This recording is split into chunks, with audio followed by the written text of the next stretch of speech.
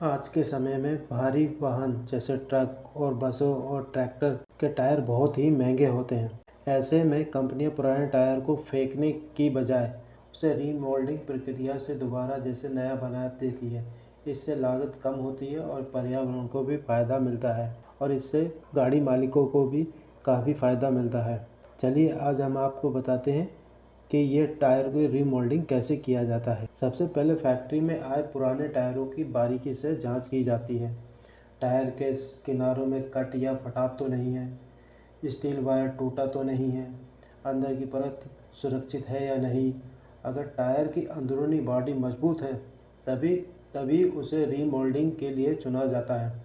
जो टायर ज़्यादा खराब होते हैं उन्हें रिजेक्ट कर दिया जाता है। टायर से पूरी हवा निकाल दी जाती है, फिर उसे मशीन से धोकर ब्रशिंग करके साफ़ किया जाता है।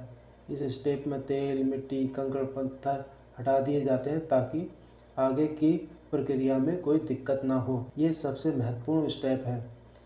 एक बड़ी बफिंग मशीन में टायर को घुमाया जाता है और उसकी पुरानी घिसी हुई रबड़ परत को बराबर तरीके से हटा दिया जाता है। इससे टायर की सतह नई रबड़ चिपकाने के लिए तैयार हो जाती है। मशीन बहुत ही सटीक तरीके से रबड़ को निकालती है ताकि टायर का आकार गोल और संतुलित बना रहे। इस स्टेप के बाद टायर बिल्कुल स्मूथ दिखाई देता है। अब टायर के छोटे छोटे छेद, पिन होल या कट को अंदर और बाहर से पेंच लगाकर ठीक किया जाता है। कभी कभी गर्म रबड़ पेंच का इस्तेमाल किया जाता है, इससे टायर की मजबूती फिर से बढ़ जाती है। अब बफ की गई सतह पे एक खास किस्म की रबड़ शीट लगाई जाती है। इसे कुशन गम कहते हैं। ये गोंद की तरह काम करती है। नई ट्रेड पुराने टायर को मजबूती से जोड़ती है। ये परत बहुत सावधानी से और बराबर मोटाई में लगाई जाती है। टायर के ऊपर नई डिजाइन वाली ट्रेड रबड़ चढ़ाई जाती है। ये वही हिस्सा होता है जो सड़क से संपर्क में आता है। अब अलग अलग डिजाइन अलग उपयोग के लिए होते हैं। हाईवे, ऑफ रोड, भारी लोड आदि। ट्रेड को मशीन की मदद से टायर पर कस के चढ़ाया जाता है ताकि कहीं भी गैप ना रहे। टायर को एक रबर कवर से ढका जाता है, फिर उसमें से हवा निकालकर वैक्यूम बनाया जाता है। इस ट्रेड रबर पर पूरी तरह टायर की सतह से चिपका दी जाती है और अंदर एयर पॉकेट बना दी जाती है। अब टायर को बड़े चैम्बर यानी ऑटोक्लेव में रखा जाता है। यहाँ 100 से लेकर 120 डिग्री सेल्सियस तापमान दिया जाता है, साथ में प्रेशर भी दिया जाता है। यहाँ पर टायर को 2 से 3 घंटे रखा जाता है।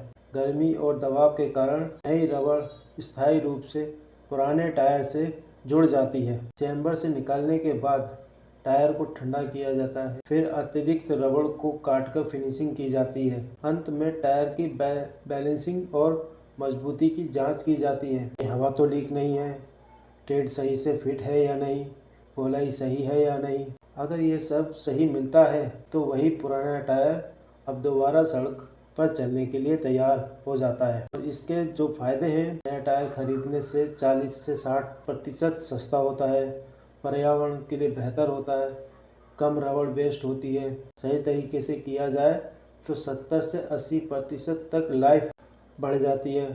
ट्रांसपोर्ट कंपनियों के लिए ये बड़ी बचत है।